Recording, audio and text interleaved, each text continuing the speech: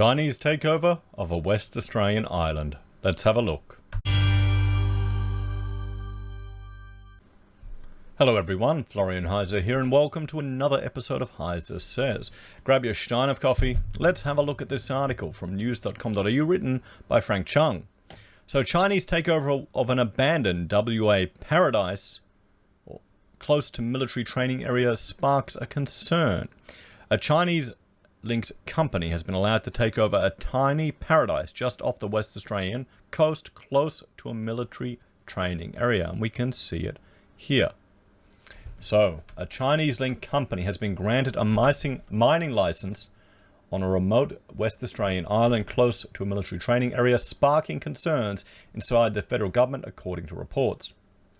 Kakadu Island is a tiny 31 square kilometre island in the Buccaneer Archipelago of northwestern WA's Kimberley region, around 2,000 kilometres from Perth. The island, which boasts an airstrip, was mined for iron ore by BHP from the 50s to the 80s and was briefly home to a 4-star tourist resort built by disgraced businessman Alan Bond in the 80s, using the old mining village's infrastructure.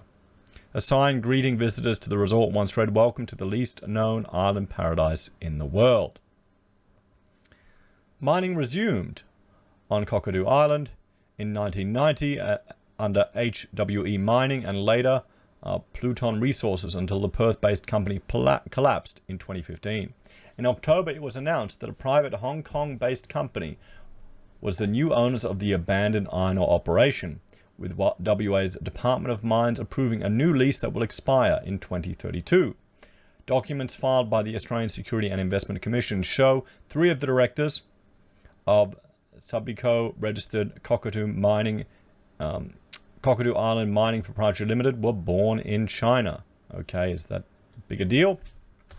The directors currently reside in Australia, India, Hong Kong, and China, including one whose address is listed at the staff residential complex of the state-owned Tiong Iron Steel Group in the northeastern Shanxi province.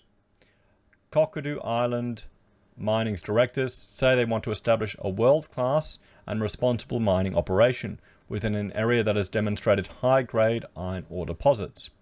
ABC Rural has previously covered the long-running headaches for receivers attempting to sell the mine, which requires constant water pumping as its main deposit now sits below sea level. Well, there you go. I mean, they, lovely place. I mean, what do you reckon, guys? Would you like to go to that holiday resort? Would you like to work on that mine, everyone? The ABC reported on Friday that while the 2020 deal was signed off by the Foreign Investment Review Board, it has still alarmed some inside the federal government and Department of Defense, who believe it is similar to the controversial Port of Darwin lease to a Chinese state-owned company. Kakadu Island is next to the 5,600 square kilometre Yampi Sound Defence Training Area, which was acquired by the Department of Defense in 1978, and is also close to the strategically important Northwest Shelf gas field, a senior national security official noted to the broadcaster. The Department of Defense confirmed to the ABC that the training ground had been used for a total of 19 days by regional force surveillance units and special force units over the past 12 months. Okay, so hardly anything.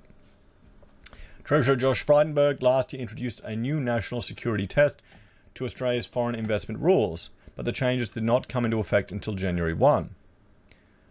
Notably, the changes allow the Treasurer to step in and reverse FIRB approval if new national security concerns arise. I mean, looking at this, I think this is, trying to spur up a bit of, there's right now there's trade antagonization between Australia and China, and people are worried about these type of things, about resources getting bought by companies that can potentially have links to the Communist Party over in China and, undermining national interests. But guys, this is an iron ore mine in remote WA, which looks like it needs a lot of maintenance just to keep operating. I mean,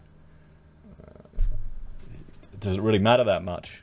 If anything, what's concerning is, where are the Australian companies or investors that are going into those type of things? Probably investing elsewhere. In houses. in houses.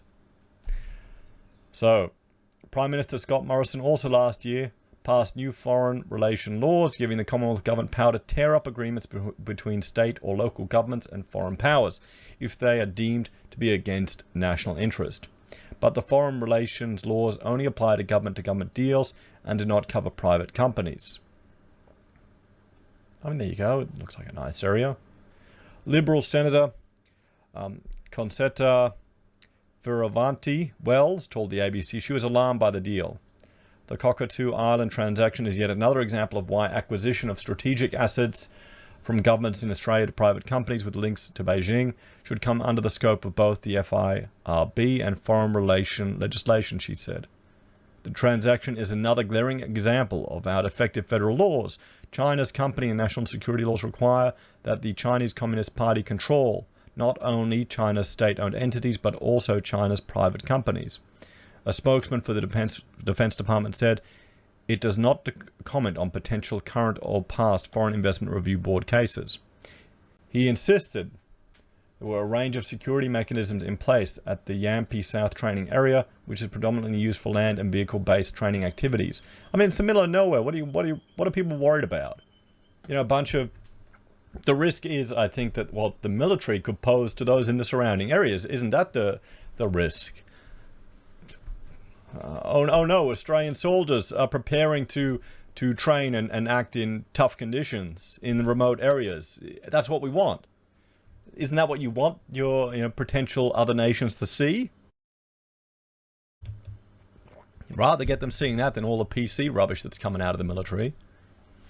Defence has a multi-layered approach to managing security costs across its estate, which includes addressing security risks through protective security, contractual arrangements, and legislative protections. These arrangements are regularly reviewed and adjusted. Defence does not comment on the detailed security arrangements at individual defence facilities, and they shouldn't. The Treasurer's Office and WA Department of Mines have been contacted for comment. The news comes after a Chinese research vessel was spotted in the area.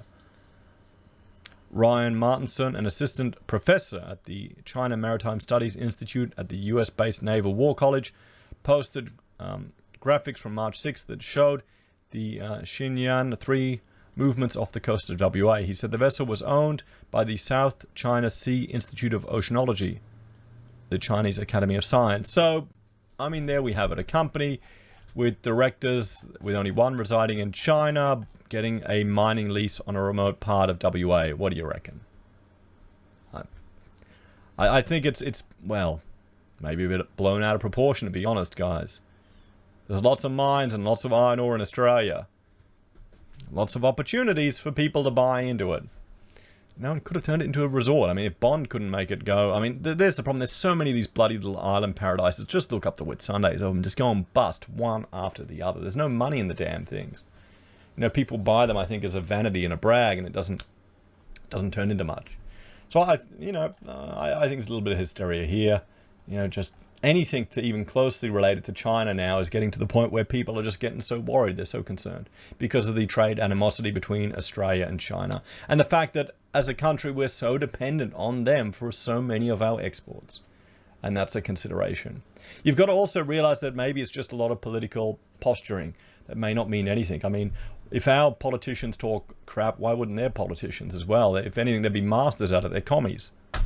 Anyway, guys, let me know your thoughts and opinions on this one in the comments down below. It's not something I'm particularly worried about, but we'll have to see.